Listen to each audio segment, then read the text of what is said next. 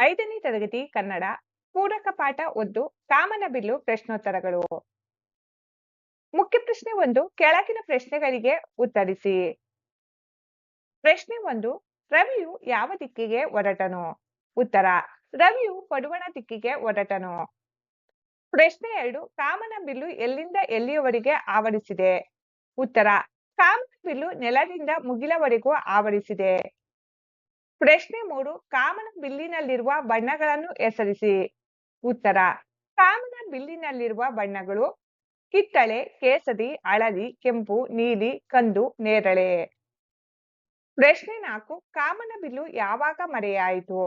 ಉತ್ತರ ಸೂರ್ಯನು ಮುಳುಗಿ ಕತ್ತಲು ಆವರಿಸಿದಾಗ, ಮೋಡ ಚೆದುರಿ ಮಳೆ ನಿಂತಾಗ ಕಾಮನಬಿಲ್ಲು ಮರೆಯಾಯಿತು. ಪ್ರಶ್ನೆ 5 ಕಾಮನಬಿಲ್ಲು ಯಾವಾಗ ಮೂಡುತ್ತದೆ? ಉತ್ತರ ಸಂಜೆ ಹೊತ್ತಿನ ಬಿಸಿಲಿನಲ್ಲಿ ಬಿಳಿ ಮೋಡಗಳ ಅಂಚಿನಲ್ಲಿ ತುಂತುರು ಮಳೆ ಹನಿಗಳು ಬೀಳುವಾಗ ಕಾಮನಬಿಲ್ಲು ಮೂಡುತ್ತದೆ. ಕೆಳಗಿನ ಕವಿಗಳ ಜನ್ಮಸ್ಥಳ, ಕಾಲ, ಬಿರುದು ಅಥವಾ ಪ್ರಶಸ್ತಿಗಳನ್ನು ಕುರಿತು ವಾಕ್ಯ ರೂಪದಲ್ಲಿ ಬರೆಯಿರಿ. ಕವಿ ಪರಿಚಯ: ನಿಂಗಪ್ಪ ಹನುಮಪ್ಪ ಕುಂಟಿ ಅಥವಾ ನಿಂಗಣ್ಣ ಕುಂಟಿ ಇಟಗಿ.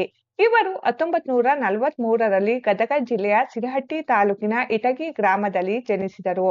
ಮಕ್ಕಳ ಸಾಹಿತ್ಯದಲ್ಲಿ ಕೃಷಿ ಮಾಡಿರುವ ಇವರು ಅನೇಕ ಶಿಶುಪ್ರಾಸಗಳನ್ನು ರಚಿಸಿದ್ದಾರೆ. ಇವರ ಚಂದಪ್ಪನ ಶಾಲೆ ಕವನ ಸಂಕಲನ ಪ್ರಕಟಗೊಂಡಿದೆ. ನಿಂಗಪ್ಪ ಹನುಮಪ್ಪ ಕುಂಟಿಯವರು